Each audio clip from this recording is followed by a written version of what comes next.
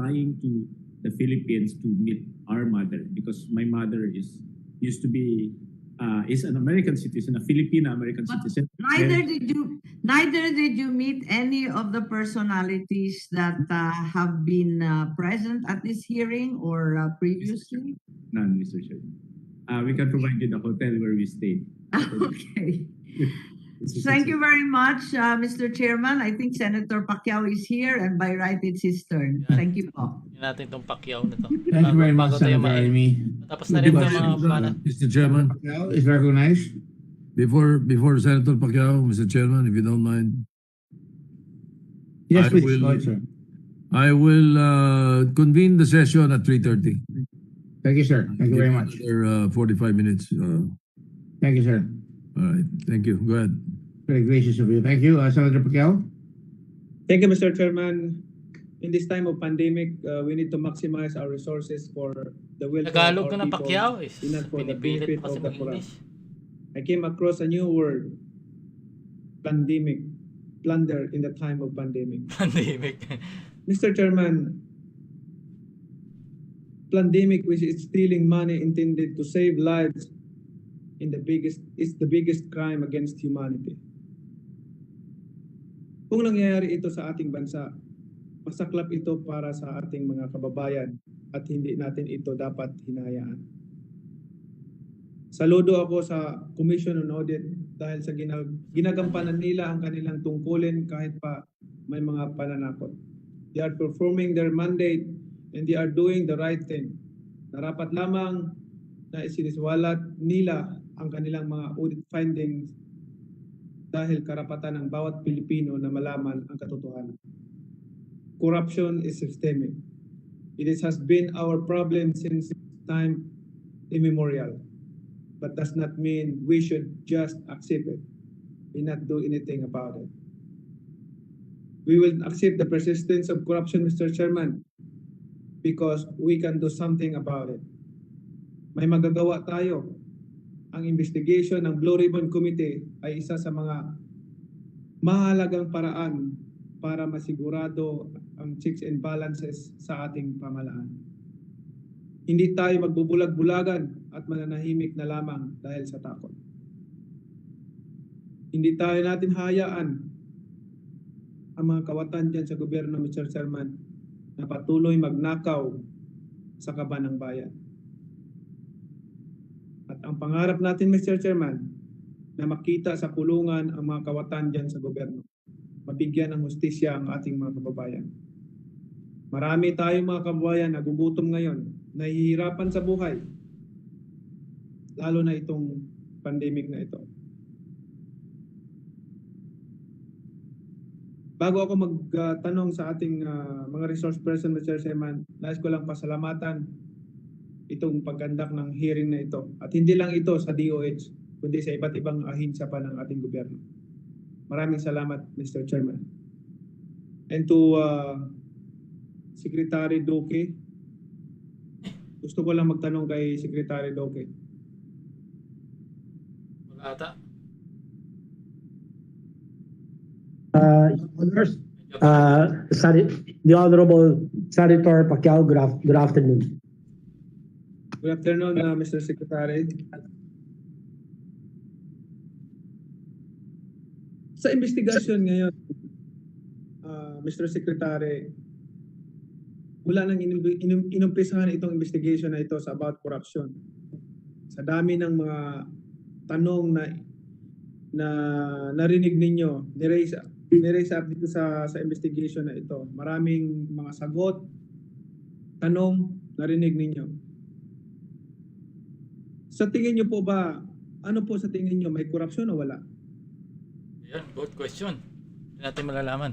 Doon po sa hanay o sa panig ng Department of Health ay katulad ng sinabi ng chairman ng Commission on Audit, yung kanilang audit findings, wala naman pong nakalagay doon that money was lost to corruption.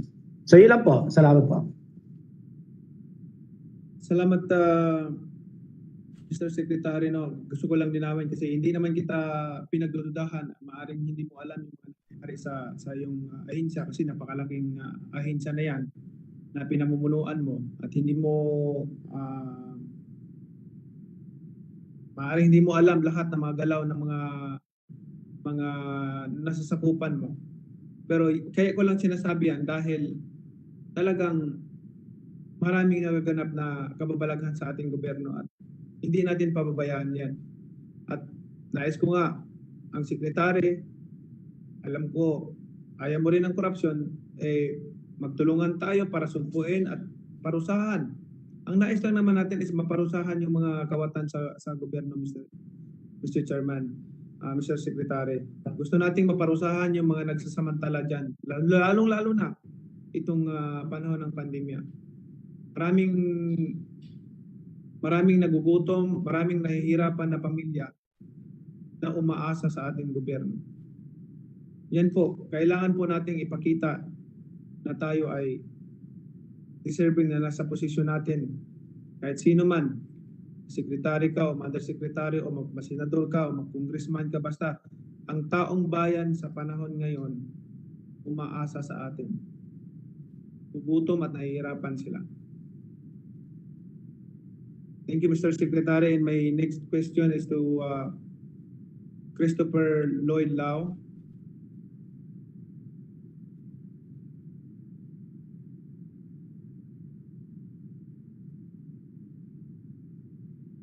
Mute, walang sound.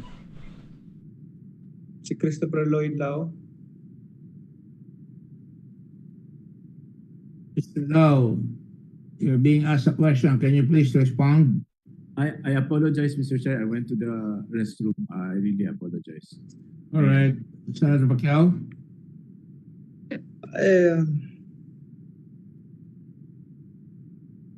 Ano bang tawag ko sa'yo? Christopher or Lloyd? Lloyd. Lloyd now. Attorney na lang? Attorney na lang? Yes, Mr. Chairman. Attorney, katulad nung sinabi kay Secretary Doke, ilang araw na tayo nag-imbestiga dito, narinig natin yung lahat ng mga statements ng paliwanag ng mga resource persons, kabilang ka, lahat ng mga tanong, nakita natin yung minsan nasasagot ng maayos, minsan hindi. Tanong ko lang sa'yo, may corruption ba sa ating gobyerno o wala? Wala po, Mr. Chairman. We do our best to do what is good for the country. Ang next question ko is, bakit nahihirapan sagutin o paiba-iba yung mga sagot ng mga katanungan namin? One, if we are asked questions and we are given leeway to answer, we can answer appropriately. Now, as to inconsistencies of answers between different agencies and different persons, mahirap po yun kasi hindi naman namin alam ang sagot nila kasi magkaiba nga ho kami ng mga stand. PSTBM is in charge of procuring only. So our focus only is our guidance. Si FDA, iba din po ang instruction sa kanila based on their mandate. Si DOH, iba din po.